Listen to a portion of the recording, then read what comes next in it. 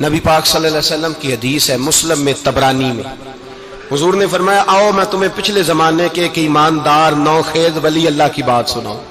پچھلے زمانے حضور نے فرمایا پچھلے زمانے میں ایک بادشاہ جادو کے زور پہ حکومت کرتا تھا۔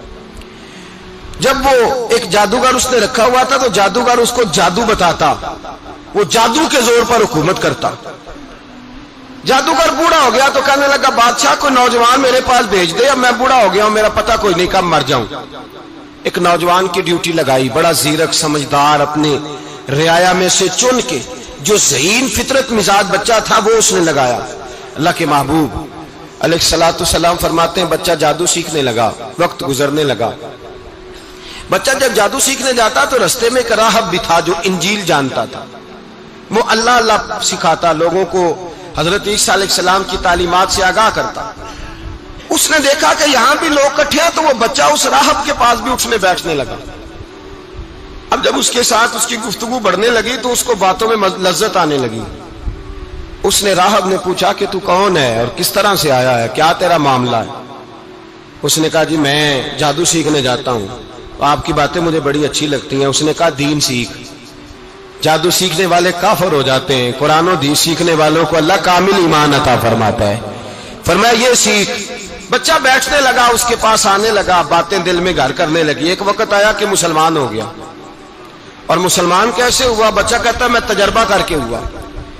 اب میں تھوڑا سا وقت جادوگر کے پاس بھی جاتا اور باقی سارا وقت وہاں بیٹھتا۔ میں ایک دن جا رہا تھا تو رستے میں اژدہا تھا، بہت بڑا سانپ تھا، رستہ روک کے کھڑا تھا۔ یہ حضور نے بیان کی حدیث۔ نبی پاک صلی اللہ علیہ وسلم فرماتے ہیں بچہ کہتا ہے کہ رستے کے اندر سانپ ہے، رستے بند ہے، لوگ چھتوں درختوں پہ چڑھے ہراش ہے۔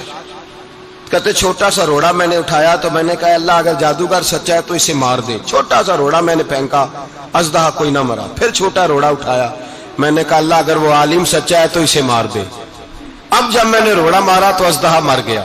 میرے اندر سے گواہی آئی نہیں دین کی باتیں سچی ہیں، نہیں قرآن کی باتیں اسلام سمجھانے کے لیے عرض کر رہا ہوں، اگرچہ اس دور میں انجیل تھی۔ اللہ رسول کی باتیں اچھی ہیں۔ کہتے میں مسلمان ہو گیا، اب میں نے راہب کے پاس ہی رہنا شروع کر دیا، جادوگر کے پاس چھوڑ دیا اس بچے نے آنا۔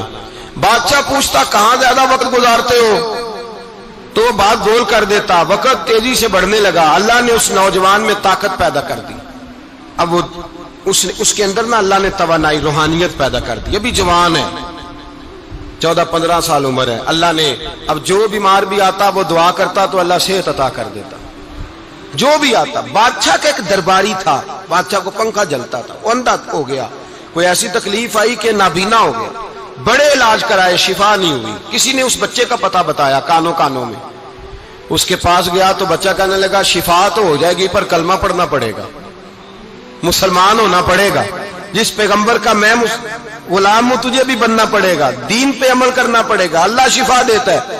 اس نے کہا تو مجھے کلمہ پڑھا، مجھے شفا دے، میں تیار ہوں۔ اس نے کہا شفا تو اللہ دیتا ہے۔ اس نے اللہ تبارک و تعالیٰ کا ذکر کر کے دعا مانگی، یہ مسلم شریف میں حدیث ہے، طبرانی میں موجود ہے۔ اللہ نے اسے شفا دی، اس نے کلمہ پڑھنا شروع کر دیا۔ یہاں ایک نقطہ لکھا ہے ہمارے علماء نے، کہتے ہیں جب اللہ ولایت عطا کرتا ہے نا تو یہ سفید بالوں والے کا حصہ نہیں ہوتی۔ اگر جوانی میں کوئی آدمی توبہ کر کے تصوف کے رستے پہ چلتا ہے تو سب سے زیادہ ولایت اللہ اسے عطا فرماتا ہے، سب سے زیادہ ولایت اس کے پاس ہوتی ہے۔ ابھی اس کے بال کالے ہیں، چڑھتی جوانی ہے، دعا کی تو اللہ نے، اور حدیث پاک میں موجود ہے کوڑے آتے تو شفا یاب ہو جاتے، اندھے آتے تو شفا یاب، برس والے آتے تو اللہ سے دے، جوان ہے۔ بادشاہ کے پاس وہ واپس گیا، وہ جو آدمی جس کی آنکھیں ٹھیک ہوئی تھی۔ بادشاہ نے پوچھا کہ کیسے شفا ملی؟ تو کہنے لگا میرے رب نے شفا دی ہے۔ بادشاہ سجدے کراتا تھا، اپنے آپ کو منواتا تھا معاذ اللہ، کہنے لگا میرے علاوہ کون رب ہے؟ اس نے کہا وہی رب ہے جس نے تجھے پیدا کیا ہے، اور وہی رب ہے جس نے مجھے اندھے کو آنکھیں دی ہیں، وہی ہے میرا مالک۔ کہا اچھا تو مجھے نہیں مانتا؟ کہا نہیں میں اپنے رب کو مانتا ہوں۔ بادشاہ نے اسے سزا دی، ستایا، اس نے بچے کا پتہ بتایا، پھر بچے کو بلا کے ستایا تو اس راہب کا پتہ بتایا، راہب بھی قتل ہو گیا، نابینا بھی قتل ہو گیا۔ بادشاہ نے کہا سپاہیوں سے اس بچے کو لے جاؤ اور پہاڑ کی چوٹی پہ جا کے نیچے پھینکو تاکہ مر جائے. بچہ پہاڑ کی چوٹی پہ گیا تو ہاتھ اٹھا کے کہنے لگا یا اللہ میرے لیے نہیں اپنے لیے، میرے لیے نہیں اپنے لیے انہیں اپنی قدرت کے جلوے دکھا. میرے لیے نہیں، اللہ کے بندے اپنی جان بچانے کی دعائیں نہیں مانگتے، اپنے لیے انہیں اپنی قدرت کے جلوے دکھا. یہ دعا مانگی، جتنے لوگ ساتھ آئے تھے وہ سارے زمین پہ گرے اور سب مر گئے، پہاڑ سے گر کے مر گئے. بچہ واپس سیدھا بادشاہ کے پاس کہنے لگا لو بھائی میرے رب نے مجھے بچا لیا ہے. جوان کا ایمان دیکھو، میرے رب نے مجھے، بولو میرے اللہ نے مجھے ایمان کی گواہی دے رہا ہے، میں بچ گیا ہوں، تو جھوٹا ہے، میرا رب سچا ہے. اس نے کہا لے جاؤ اس کو دریا میں، کشتی میں بٹھاؤ، بیچ دریا کے جا کے دھکا دے دو. بیٹھے کشتی میں، دریا کے بیچ گئے، اور جب جا کے وہاں اس کو دھکا دینے لگے تو اس نے کہا اللہ میرے لیے نہیں اپنے لیے انہیں اپنی قدرت کے جلوے دکھا. بس ایک طوفان سا آیا، جتنے سپاہی ساتھ آئے تھے ڈوب کے مر گئے. وہ بچہ اٹھا اور سیدھا پھر بادشاہ کے پاس، اسی کے پاس کہنے لگا لو بھائی میرے رب نے مجھے بچا لیا ہے، تیرے پاس آیا ہوں. وہ کہنے لگا تو کیا مصیبت میرے گلے پڑ گئی ہے، کیسے جان چھوٹے گی؟ تو بچہ کہنے لگا اگر تو مجھے باندھے درخت کے ساتھ اور سارے ملک کو بلائے، لوگوں کو اکٹھا کرے، پھر تو مجھے تیر مارنا، میں تجھے بتاؤں گا کیسے مارنا ہے، میں مر جاؤں گا. اللہ کا بندہ نوجوان ایمان دیکھو، مرنے کے طریقے بتا رہا ہے، میں تجھے بتاؤں گا میں کیسے مروں گا. یہ بات کہی، بادشاہ نے سارا مجمع جمع کیا، ملک سارا باہر آ گیا، درخت کے ساتھ باندھ دیا. کہنے لگا بھائی لوگوں یہ مجھے مارنا چاہتا تھا، مار نہیں سکا، اب میں اسے بتانے لگا ہوں کہ میں کیسے مروں گا. اسے کہو جب تیر مارے تو ساتھ میرے رب کا نام بھی لے، میں اپنے رب کے نام پہ جان دوں گا، ایمان کی پختگی میں اللہ کے نام پر جان دوں گا. اسے کہو رب کے نام پہ مارے، مر جاؤں گا. بادشاہ نے اللہ کہہ کے تیر مارا، پیشانی میں لگا، بچے کی روح پرواز کر گئی. جتنا مجمع کھڑا تھا سارا کلمہ پڑھ کے مسلمان ہو گئے، سارے مسلمان ہو گئے سارے. میرے رسول پاک سید عالم صلی اللہ علیہ وسلم نے نوجوانوں کو بتایا جب تمہارے اندر ایمان کی قوت آئے گی تو اللہ تمہاری مدد کرے. فرمایا وہ نوخیز ولی تھا، ابھی جوان رانا تھا، ابھی اس کی پیشانی پر جوانی کے آثار تھے، لیکن اس نے اللہ کو راضی کیا، رب کریم کو راضی.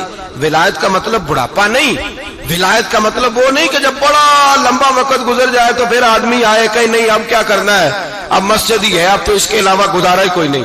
تو اس وقت کا آنا اللہ کی بارگاہ میں قبول تو ہے، لیکن شاباشی اسی کو ملتی ہے جو جوانی کا وقت آئے، جو عین اس وقت آئے جو وقت میرے رسول پاک علیہ السلام کے غلام عبداللہ ابن عمر، حضرت عبداللہ ابن عمر رضی اللہ تعالیٰ عنہ فرماتے ہیں کہ میں نکلا، مجھے سفر کے لیے جانا تھا، تو تھوڑی سی کھجوریں، تھوڑا سا سرکہ، ایک شہد کی بوتل، چیزیں میں نے سفر کے لیے ساتھ رکھ لی.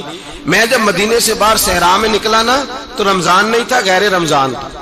میں نے ایک نوجوان کو دیکھا بکریاں چرا رہا ہے، بکریاں چرا رہا ہے. اے جوان، آپ فرماتے ہیں اس کا چہرہ بڑا نورانیت والا، گرد پڑی ہوئی پر بڑا حسین. فرماتے ہیں میں نے اس کو کہا کہ آ جاؤ کھانا کھا لو، روزے بھی نہیں تھے. کہنے لگا نہیں میں نے روزہ رکھا ہوا ہے. فرماتے ہیں میں نے کہا پتہ کروں کہ نیرا نیک ہی ہے کہ پرہیزگار بھی ہے. نیک وہ ہوتا ہے جو نماز پڑھے روزہ رکھے، پرہیزگار وہ ہوتا ہے جو گناہ سے بچے، وہ پرہیزگار ہوتا ہے. کہا پتہ کروں پرہیزگار بھی ہے کہ نہیں. کہتے میں قریب گیا تو میں نے جا کے اس کو کہا بھائی تیری بکریاں بڑی پیاری ہیں، میرا دل کرتا ہے ایک بکری مجھے دے دو. کہتے وہ جوان، غربت بھی، پریشانی بھی، پر دامان توکل کی یہ خوبی ہے کہ اس پر پابند لگے ہوتے ہیں، دھبے نہیں ہوتے. غربت ہے. کہا جناب ایک بکری دے دو. آنے لگا جناب بکریاں میری نہیں، بکریوں کا مالک کوئی اور ہے. کہتے میں نے آزمانے کے لیے کہا کہ بکریوں کے مالک کو کہنا ایک بکری بھیڑیا لے گیا ہے، کہہ دینا بھیڑیا لے گیا ہے.